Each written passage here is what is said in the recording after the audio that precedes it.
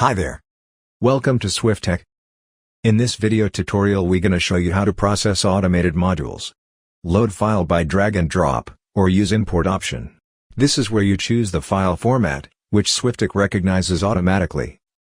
This is where you fill project properties of the project. In this case all information was detected automatically by our ECU detection module.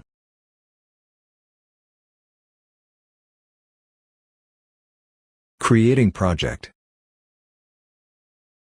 The file is ready to be processed by just clicking on Save option.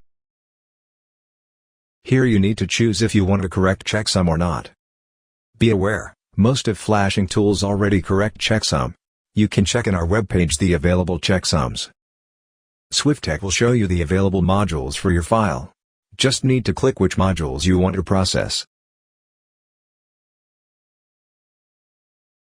Before flashing the modified file provided by SWIFTEC, click Please check additional procedures to verify if your solution need additional actions before writing.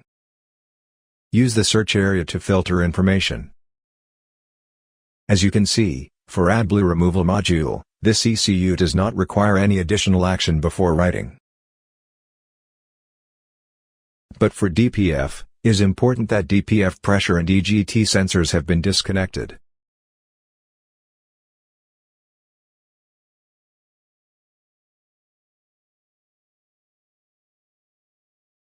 For EGR also is not need any additional action.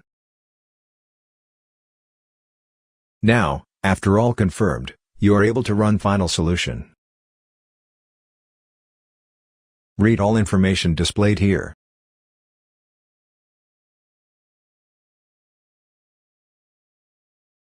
File is ready to save, and to flash to control unit,